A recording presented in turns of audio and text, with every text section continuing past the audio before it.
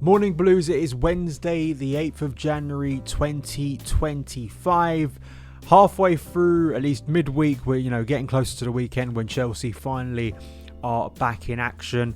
Thank you for supporting the first episode of Morning Blues. Also, Let's Talk Chelsea was out last night. We spoke about Mark Gurhey, Trevor Chalobah, and Nkunku, the big transfer stories that are coming out at the moment. In today's show, I want to sort of talk about John Obi Mikel, who says a lot about Chelsea with his podcast, and especially this kind of ongoing rivalry seems strong, but at least back and forth between him and Nicolas Jackson. He said a lot about Jackson once again. I want to speak a little bit about Jackson because it is something that slightly annoys me, just in terms of the context and the narrative and perception of Jackson. And actually looking at some numbers, not only around him, but also other top Premier League forwards that I think are quite revealing. And then also the demand by people like John Obi Mikel and others that Chelsea have to go and sign not just a striker, but a big striker. And what does that actually mean? Also, we're going to look at Kobbie Mainoo because last night I initially thought the story when I was recording the show was a bit of a nothing burger. There is a little bit more in that burger. Since in terms of actually Man United maybe being in a position where they're open to sell those players, and then as a Chelsea fan, would you want to sign Kobbie Mainoo from Man United if that would be a possibility in the future? Because to be fair, we have spoken about central midfield and that also being an issue in the current Chelsea squad. Please do like, subscribe, share this show around. If you're listening on the podcast, please do give us a positive rate and review. It really does help the show out. Share it with a friend, get more people involved in the Son of Chelsea community. So John Obi Mikel, he's got his podcast, and a lot of the time it feels like nearly all the time when he's speaking, or kind of the big quotes that come out are about Nicolas Jackson and also Victor Osimhen. He's a big Victor Osimhen fan, and it kind of felt like he was his de facto kind of side media agent during the summer, trying to get that deal happen where he would join Chelsea. It felt like for most of 2024, Mikel wanted Osimhen to sign for Chelsea. It didn't materialise. And of course, there were quotes at the start of the year that criticised Jackson. Jackson then responded, and then on the pitch responded by scoring quite a few goals. But because Jackson has dropped form again, this is what John Obi Mikel had to say. He said he is not scoring enough. He puts himself in the right positions and then isn't finishing. He doesn't score enough. He's not a striker who's going to get us top four or win us titles. He's not that striker. I don't think he can get us over the line. He's good on the ball and link up, but he's not scoring enough. If we had Victor Osimhen or that guy from Sporting, Gyökeres, we'd be competing for the league. Maresca needs to talk to Jackson and get his confidence back. He's not scoring enough. So Jackson, we've spoken about this. Jackson's form has clearly dropped over the past month, and it's coincided with Chelsea's overall form dropping. Probably not a coincidence. Jackson, I think, is a very integral player for Chelsea. He has been not just this season, but also last season. And I know a lot of people, even when Jackson was scoring, just don't rate Jackson. Fair enough, that's your opinion. And when I defend Nicolas Jackson, it's not to say that he is the greatest striker, greatest goal scorer Chelsea have ever had. We're not going into hyperbole stage. That's not my point. It's a more general conversation of, well, the issues that Chelsea have clearly had in that area for some time. How actually Nicolas Jackson compares to those players pretty favourably in terms of what you deem a really big striker, in terms of actually what you're spending in the market. Some players we've recently sold who I think he's significantly better than. And looking at some kind of missed chances generally for strikers in the Premier League. And actually that doesn't show that Jackson is, in terms of missing chances, drastically worse than anyone else, because I think maybe the perception is he is worse than everyone else. And then looking at those kind of options that are cited as targets for Chelsea, and whether actually any of those are serious upgrades on Nicolas Jackson rather than just giving him more time. I think the first thing is, we spoke a lot about Osimhen during the summer. I mean, Osimhen he's at Galatasaray, isn't he? And it was kind of a weird situation. I kind of was a little bit frustrated by the way Chelsea seemed to wait all the window for something to materialise for Osimhen, then kind of in the final days of the window, oh, we are serious, oh, we're not serious. I would have preferred, and we've been speaking about this in recent days, actually going for more attainable targets, which they were, and then just couldn't get them over the line. John Duran, I think, would have been an amazing signing based on how he's turned out for Aston Villa, even as a second rotational forward for Ollie Watkins. What a strike force I think Chelsea would have if they did have John Duran. And also Samuel Almirodian, who was very close to signing for Chelsea, and for whatever reason, that fell through, and instead we got Joao Felix. I don't think, based on what the squad needs, that has turned out to be a good move. I see John Obi Mikel also saying that he believes that Joao Felix should have more minutes on the pitch, and that doesn't really jive logically with asking for more goals. Joao Felix is not the player you should be turning to if you're looking for serious upgrade in your attack. And when he talks about this, Mikel is, a beloved Chelsea player, and he's someone that, was in the Chelsea sphere and the Chelsea culture when we were at our best and when we had astonishingly good players. He played around the greatest Chelsea player of all time, Frank Lampard. He played with arguably and probably the greatest Chelsea centre forward of all time, Didier Drogba. So he sat in a dressing room that was one of the most elite and ruthless dressing rooms ever at Stamford Bridge. That's not something to demean. That is something we want to return to. However, when he starts talking as if, this perception of this big striker, it's not like Chelsea haven't spent money on strikers in recent years. I have sat here for many years and talked about this issue, and I thought Lukaku was going to be that player. He wasn't. We thought Timo Werner might be that player. He clearly wasn't. Trying Kai Havertz, I think it's quite ironic watching Kai Havertz struggle for Arsenal at the moment, because it kind of shows you that just spending a load of money on attackers isn't always, and Chelsea should know this more than any other club, isn't a guarantee of success. The reason why I'm very defensive of Jackson is because of his age, because of the lack of football at a top level he had before joining Chelsea that made it a bit of a risk, but I think has actually paid off for Chelsea. He has 9 goals already this season. Now, that's not astonishing. If you rank him up with, say, Mohamed Salah and, in recent years, Erling Haaland, it's not like he's breaking records, but that is not, by any means, is that not an awful tally.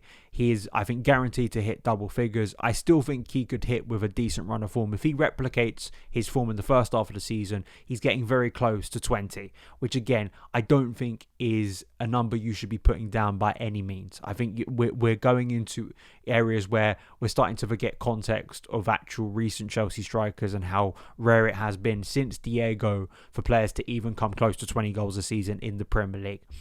So there's that. He doesn't take penalties for us. I think that's a relevant point. He could bolster his numbers quite significantly, but obviously Palmer's the number one penalty taker. And in terms of big chances missed, I found this number quite revealing. Ollie Watkins is actually top for missed chances, 18 so far this year. That is 8 more than Nicolas Jackson. 14 for Mohamed Salah, 14 for Erling Haaland. Actually, Noni Madueke is higher than Jackson. He's missed 11 big chances in the Premier League. Alexander Isak, a player who's getting a lot of praise at the moment, and I think rightly so, 10 missed chances. So the idea that missing chances, if you just look at big chances missed as a reflection of whether a player is good or not, is not a fair comparison, because by that logic, Ollie Watkins is an awful centre forward. By that logic, Mohamed Salah is a terrible finisher. What insane logic that would be, right? Like, we're talking about great players. We're talking about players like Salah and Haaland, who are some of the most elite finishers currently in football. Being in those positions, if you put yourself in those positions more often than not, you are going to miss some chances. That isn't to say as well, we're not trying to gaslight here, that isn't to say that Jackson has not missed chances he should have scored. We think about the Palace game, he should have taken one of those chances. There's been other games where he should have scored more. So it's about a balance, right, of looking at the wider picture. And Osimhen, I don't know. I could see a situation where Osimhen comes in and is that player that improves us, but then I could also see another scenario where he comes in, he's had some injury problems and actually isn't significantly better than what we have. And, it's another case of Chelsea spending a lot of money. Gyökeres, me and Jay McIntosh spoke about this. I think Gyökeres is another flavour of the month player. I really do. That's not me saying he's a rubbish player, but it's another case of people always looking elsewhere and saying, well, that must be better than what we currently have. Because then I look at the younger strikers that are being linked and targeted by Chelsea. If you take out Alexander Isak, who I do think is kind of the only one on this list that you can, realistically say is a significant upgrade or would be a big signing for Chelsea and would cost a ridiculous amount of money given what he's done for Newcastle. Liam Delap has had a good season for an Ipswich team that are likely going to get relegated. We saw it firsthand. But again, he's a young forward. So it's not, it's not like you're buying something. Maybe you're buying a better player than Jackson, but again, I think it's people, looking at a difficult time, looking across and saying, well, obviously he's better with, not tons of evidence compared to Jackson. Gyökeres, I've already said, I think the Portuguese league is not that strong, so it's hard to compare whether his numbers would be significantly better in the Premier League. Evan Ferguson was linked to Chelsea, but has had a massive injury problem, and you're not sure how that injury has dealt with him. And, Jonathan David, another one that doesn't kind of ring, as kind of a massive upgrade on Nicolas Jackson. Benjamin Sesko has been a name that's been talked about for a number of years. Again, maybe you're someone that rates him, highly. However, I think all of those names, and I see a lot of names like this, it's like people want to constantly rate young players who aren't at Chelsea.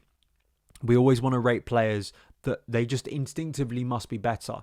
And I think a lot of this goes down to just people wanting us to sign players. Like, people have this kind of addiction for us signing players, and they assume that the player elsewhere, because if you don't, on social media, in the social media age, people will watch comps of players, the best moments of players. We can make a great comp of Nicolas Jackson and make him look like the greatest footballer of all time.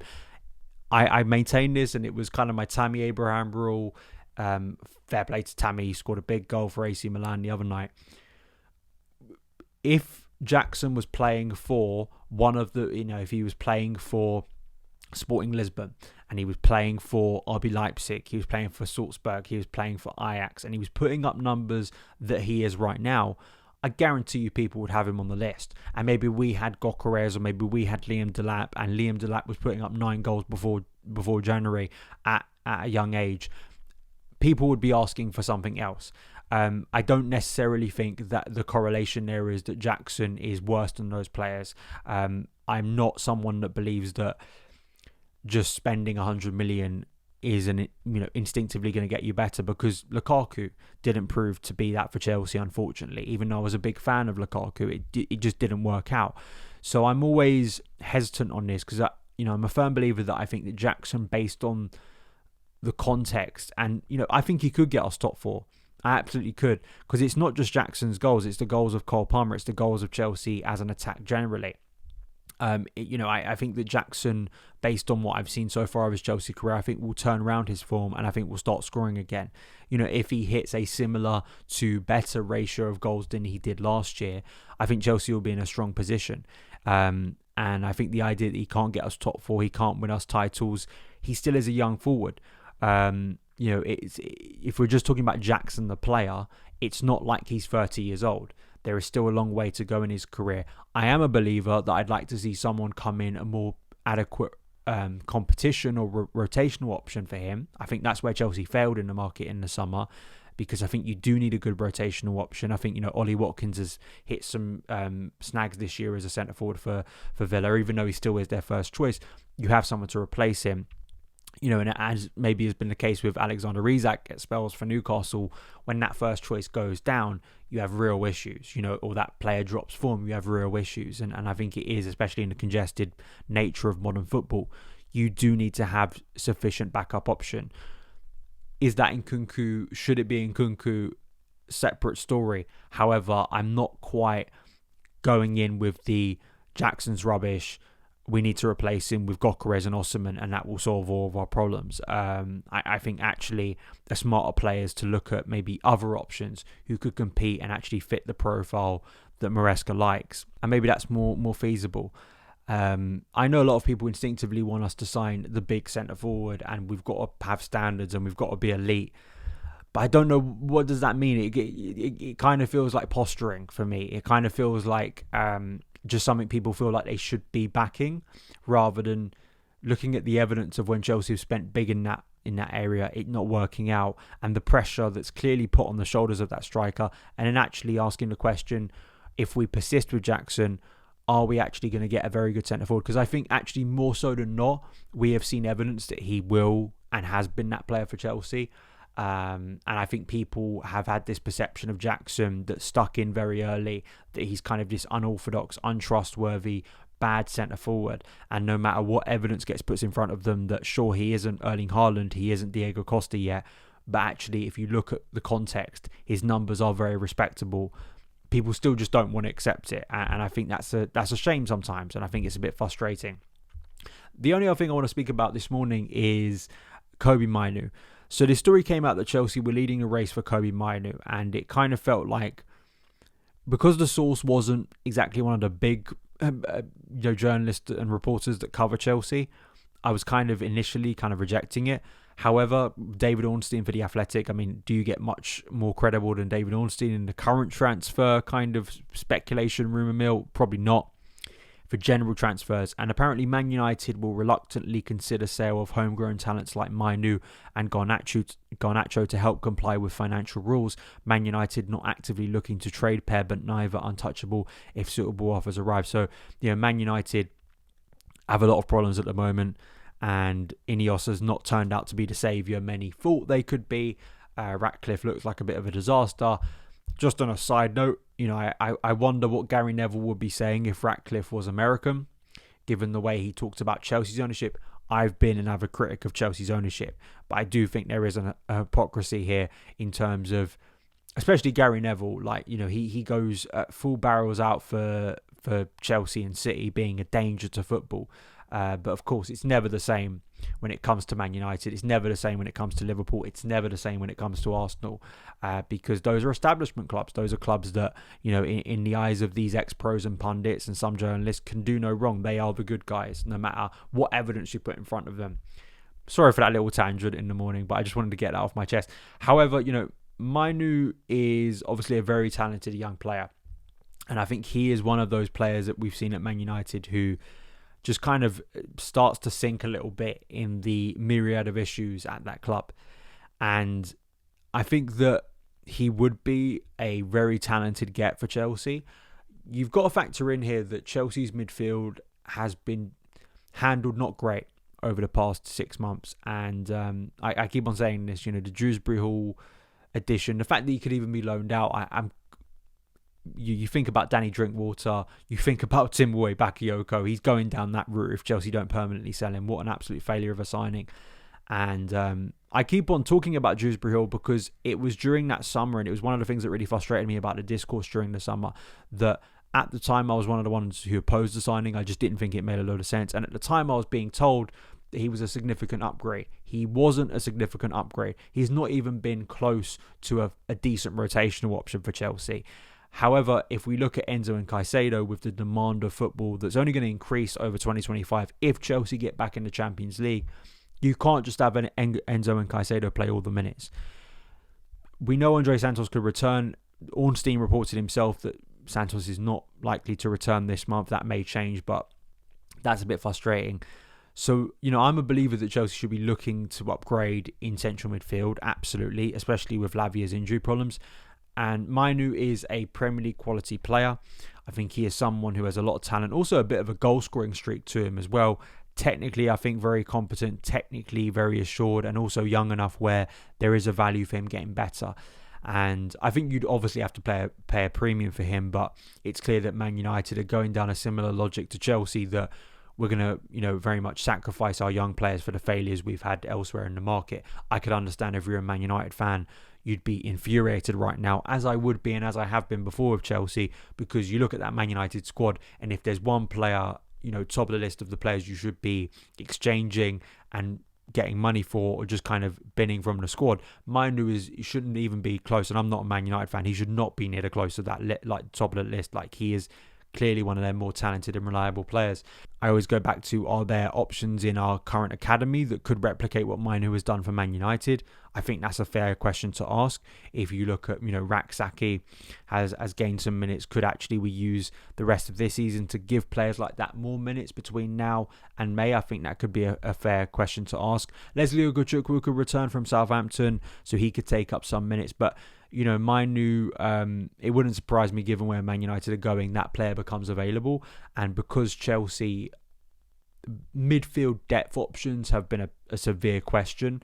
However, I think, Mainoo at a stage in his career he's already playing for England. Does he really want to come in and just be seen as depth? I think he'd want to come in or move somewhere, because he's currently effectively a first team player for what is still one of the biggest clubs in the world. You have to factor that in, whether he'd just want to be seen as, I'm second or third choice. No, I want to come in and be a starter, and I think he'd seriously compete for that starting role at Chelsea. But let me know your opinions, because clearly there's just more to this than meets the eye. Now, this doesn't mean this is happening this month. I think this is more a story that this is a developing one that could flare up in the summer if Mainoo isn't happy, if the club, Man United that is, want to sell him, and Chelsea actively look to pursue him. So let me know your thoughts in the comments below. But that is it for this morning, Blues. Let me know your thoughts on everything that we discussed in the comments below. Have a great rest of your day, and I will see you again very soon. All the best.